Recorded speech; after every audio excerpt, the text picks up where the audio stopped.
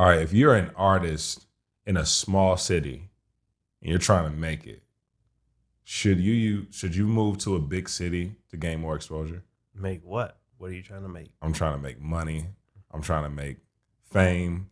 I'm trying to make basically just to increase the fame. No, not necessarily. Unless you're, I mean, I was gonna say like if you're trying to play more live shows, you could do that. But as long as you're not like too far away from a place that has more live venues, these days you can build your audience online and you can point your audience literally wherever you want them to go. Yeah, facts. Like with the ad platforms we have today, Facebook ads and Google ads and YouTube ads were not available like a decade ago. 10 years. Nothing. Okay. There's literally nothing in the span of history. Okay. Now, just fast forward 10 years and you can retarget per city exactly like the ads you want and point them to the venue you want them to go, and you can track the offline conversions and you can do all of that. Okay.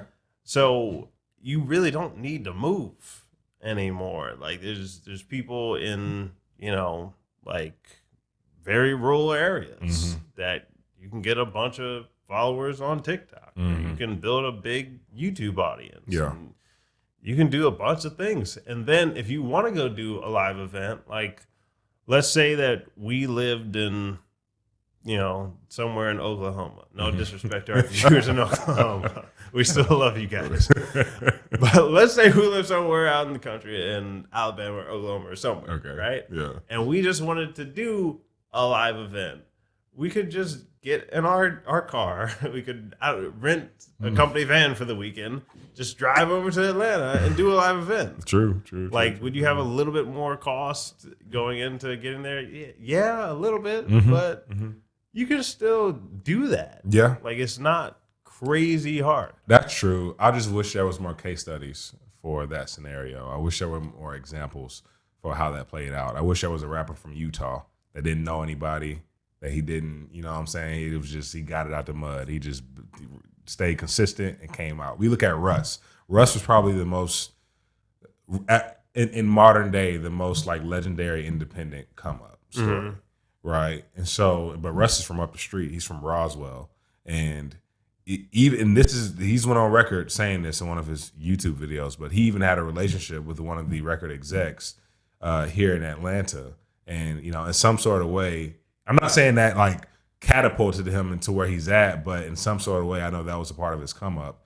And, I'm waiting for that story to where it's like, man, I just put in the work. I think you have a lot of, maybe, I think you're thinking of somebody who just like went really, really big versus like a lot of the success stories that you might not hear about. So that's true. That's true. And there's you got to remember other genres too. So there's a suite of genres. There's, you got country, you got EDM, you got a lot of EDM DJs that maybe they didn't live in a big city, but they just lived 45 minutes outside the city, an hour outside of the city or whatever, and they can just travel in.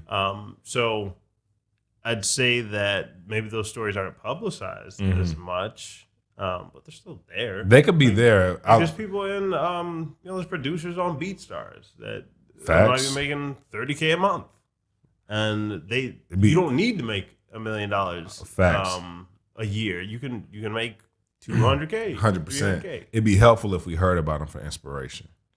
Yeah, that's the only reason why they're out there. I mean, you gotta search for them now. These people tell their stories. If you're just following, BeatStars page, or you're following a bunch of different artists, like, that's true. They might tell their story occasionally. That's true. And you might find, we interviewed some people in the previous version of this show.